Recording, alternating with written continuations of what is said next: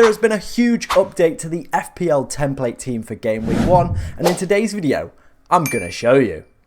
And starting off the updated template is Manchester United's new goalkeeper, Onana. I do believe he is going to replace Ramsdale as the template and go-to goalkeeper amongst FPL managers. I think his move to Manchester United makes really good sense for them as a team. I think in FPL terms as well, it makes amazing sense to have him in your team. He is 0.5 million than Luke Shaw and allows you to do so much more with your side by getting him in, getting our route into the Manchester United defence and freeing up a Arsenal spot as well within our Game Week 1 drafts. Moving into the back line, we do have one of the most popular and template picks. It is Estupinian. Good opening three fixtures for Luton, standout performer for them last season, and he is in a lot of people's teams. He's in my Game Week 1 draft as well. If you didn't see that video, go and check it out on the channel. Pretty much this whole back line is in that draft as well because it is just very good.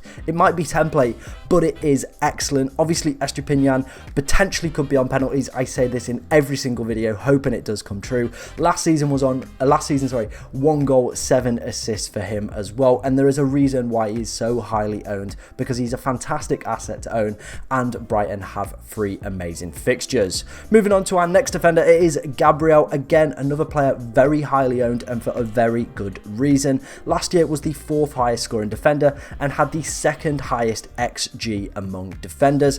Arsenal do have really good fixtures as well in the long term, so it makes sense to go for him and get Onana and save 0.5 million. Obviously, the template is moving in a very good direction with these two in the side, because it's just, you know, you're getting the best out of 2 really good defenses. You're getting players who can offer attacking potential as well. Gabriel and Shaw both having that, but I do believe Gabriel has that slight opportunity to potentially score more than Shaw over the opening game weeks.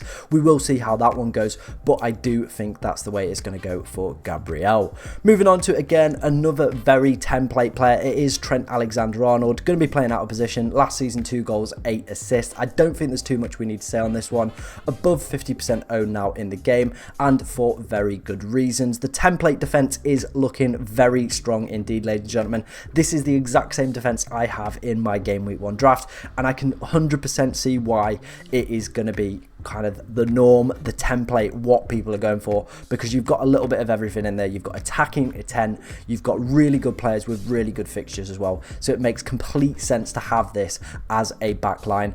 For me, in my personal opinion, the template defense looking very strong. I would be looking to replicate that in my own drafts if I was you sat at home. Moving on to our first midfielder, it is Marcus Rashford. Now, I've not included Marcus Rashford in any of my drafts. I prefer Bruno Fernandes for that extra 0.5 million saving. Last season, 17 goals, 7 assists, absolutely stormed it. He was incredible, ladies and gentlemen. There's a reason he's in the template. Good fixtures as well at an okay price point of 9 million, and was phenomenal last season. The only issue I have with potentially owning Rashford is the fact that they've only got Martial as the only number 9 at the club. I think that potentially could limit Rashford's ability if he's put up front. I don't think he performs as well in that position, potentially hindering his opportunity to score points. And that extra 0.5 million not to have penalties is a huge blow, but I can understand why a lot of people have him in the template team. I can understand why people are going for him. I don't think he's a bad option.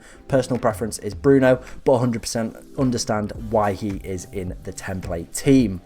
Moving on to the next player, and it is Bukayo Saka. Again, another player I'm very hot on. 14 goals, 12 assists on penalties as well. There's a reason this man's in the template, and it makes 100% sense to me, ladies and gentlemen. The Arsenal fixtures are absolutely amazing. I said this in my Game Week 1 draft. I think you've got to have triple Arsenal kind of attack or 1 player in defence. It just makes sense with their fixtures they have, so it is no surprise that this man is in the template team. team. Moving on to a player who I have flirted a little bit with over the past few days, putting him in and out of drafts. It is James Maddison, a very popular pick within the FPL community and on the template draft at the moment. 10 goals, 9 assists as well, looking sharp in Spurs' first pre-season game. However, my concern is around if Kane leaves, does that lead to a potential drop in output from him and the Spurs team in a whole? Losing a key player like that is going to have a tremendous amount of impact that I think a lot of people don't realise. Harry Kane scored 30 plus goals last season. You take that away from a team and try and replace it, it is going to be extremely difficult. The opening 2 fixtures as well aren't the best. New manager, new player, new system as well. So there's a lot of factors going against James Maddison. So I'm not 100% convinced, but can understand why a lot of people have him within their template teams. Moving on to a player who is 100% template, and it is Matoma. A lot of people have him, one of the most highly owned midfielders in the game. As we spoke about with Estupinian, they have the 3 best opening fixtures. However, my concern and the reason I've switched him in my personal draft is the fact that he only got 1 attacking return since game week 1. And what do you do with these 2 Brighton players after game week 3? I don't like to be booking in transfers. I like players who are going to play week in, week out, are going to be dependable in terms of long-term fixtures as well. I don't like short-term punts as a whole. I think Estupinian, you can obviously rotate in and out of the side, and he's a defender as well, so, you know, not as an issue as with one of my attackers who I want to be putting up, you know, good numbers, and I don't think Matoma is going to be doing that after game week 3. Could be proven wrong, but there's a reason I've been taking him out of my drafts, and he's still in the template at the moment, and I think he will become game week 1, just down to the fact that people will be looking at the 3 opening fixtures, seeing they're really good, seeing kind of his performances from last season at periods where he's one of those players where you can kind of like, I call it a highlight player, where you can watch highlights on Twitter and think he's absolutely amazing. He is a good player, but I don't know whether or not he is going to make it into my personal draft. He is in the template and I don't think he's the worst option, but I would potentially be looking to consider other options in my game week 1 draft. So I'm not going with the template on this one. I'm going against the template for this pick. The final midfielder is Mbeumo from Tottenham. Nearly said Tottenham. Brentford. Obviously playing Tottenham in game week 1. 9 goals, 9 assists for him. Obviously with the Tony suspension in up until January, it is going to mean that this man is potentially going to be playing on the left or up front for Brentford and on penalty kicks as well, which is a massive asset I always look for. There is a reason he is super highly owned. Brentford's fixtures as well are amazing after game week 2, so completely agree with having him in this template draft. Super high owned, but there's a very good reason for that, and I'm very keen to have Mbeumo in my team. I know some people aren't, but I do have to agree with the FPL template here. He is a good pick to have on your game week 1 draft. Moving on to our 2 forwards, and it is the 2 forwards that I do have in my own personal draft. It's Erling Haaland. Obviously this man was going to make it into the template team. The most highly owned player, I think he's at 89%. He probably has going to break the record for the most owned player in game week 1. I reckon it'll be about 92, 93, maybe even 94% owned come game week 1. He's going to be the most captain player as well every single week, unless Manchester City aren't playing, or if we get a lot of duds. Yeah, he's probably still going to be the most captain player, isn't he, realistically? So it just makes sense to have him. 100% agree with the template and going for him on this one.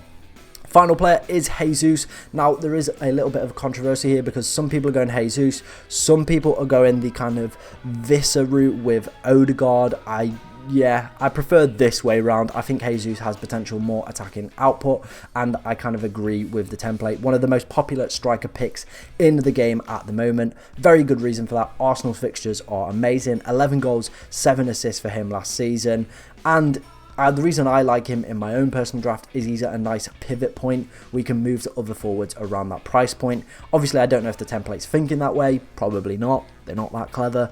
But this is the template that is in FPL at the moment. This is the template team. We will have a quick run through of the bench before we wrap up, but what do you think of that starting 11? Let me know in the comments section below. Moving on to the bench, Areola is kind of the 4 million goalkeeper pick that we're all hoping plays this season. He is the one that we've all kind of rested our hat on. Whether or not he will get any game time for West Ham this season, we are yet to see him play in pre-season, so I think he maybe be a player that could come out of my team and could come out of a lot of people's and drift away from the template. Baldock or Bell is the very popular 4 million defender pick. Don't have a problem with either. Obviously Luton blank in game week 2, so maybe Baldock is looking the better of the 2 picks in terms of the template team. Botman, a very popular pick in FPL, obviously was absolutely incredible last year at 4.5 million, coming again at the same price point, but for me Newcastle's fixtures are terrible, like dreadful, up until game week 6, so I won't be having any Newcastle players in my team.